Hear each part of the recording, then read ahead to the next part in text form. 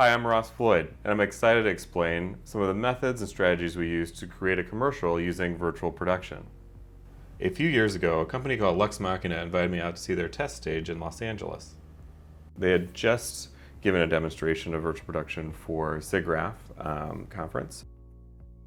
It was such a cool experience. I've really been looking for ways to use virtual production ever since. You can imagine my excitement when I was offered some stage time by Planar and Resolution Studios. I really wanted to kind of show the more storytelling power of virtual production, and that it's not just a replacement for traditional production techniques, but it can actually allow you to tell stories that are a little bit more difficult to tell in more practical production methods. If you're unfamiliar with virtual production, this is a specific category of in-camera visual effects. There's three major components. There's an LED wall, a camera tracking system, and a game engine that drives the visuals that are on the screen.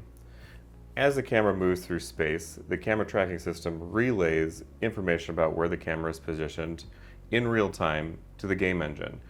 The game engine renders the shifts of the scene behind the subjects in perspective as if it were real. So you create a photorealistic illusion, but you're using LED walls instead of actual set pieces or locations. In the first scene, as our camera moves past our female subject, Sienna, if you look at the windows, they shift in perspective as the camera moves. In our second scene, if you watch the mountain as we pan past our actors and even zoom in and out, you can see that also shifts in perspective as if it were real. This explanation barely scratches the surface of what's possible with virtual production, but it's a really good foundation for our conversation moving forward. Unreal scenes can be sourced in a number of ways, and I wanted to focus on two methods specifically for this test. One of them is I wanted to purchase a scene from the marketplace and try and make that work for what we were doing. The other method is to have a scene custom built from the ground up, and we were fortunate enough to work with Ian Norman, who's a very talented photographer and now game designer, and he came in and designed our outdoor wilderness scene. In virtual production, as opposed to traditional production, a lot of the decisions have to be made before you ever step foot on set. The advantage is that because you're working in a game engine, you can pre-visualize every element in your scene.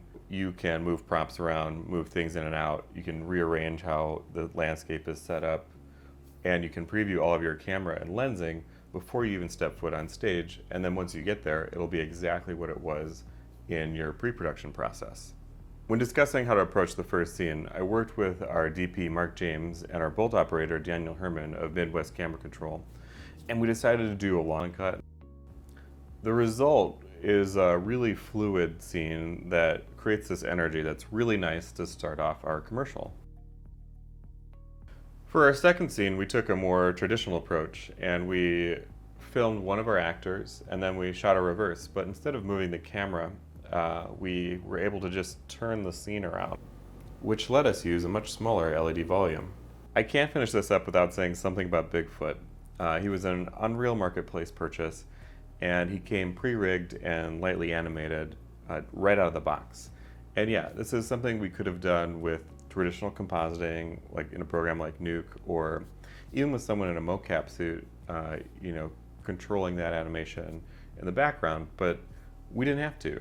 In order to sell our concept, the light animation and putting him on screen actually worked, and actually having the character on the screen allowed our actors to have correct lines of sight and not really need to guess or not have the tennis ball up there to react to. And being in the studio, it was quite an imposing figure having this thing 20 feet wall behind everyone. So it really created this sense of realism, not only in the final product, but in the process as well. And it was just really just a cool way to work. Even though that this traditionally has its roots in the filmmaking space, I think there is a lot of possibilities to start using it for the advertising and content production space. If you think virtual production might be right for one of your projects, I'd love to speak with you and help any way I can. If you'd like to learn more about virtual production, please visit rossfloyd.com or send me an email at ross@rossfloyd.com.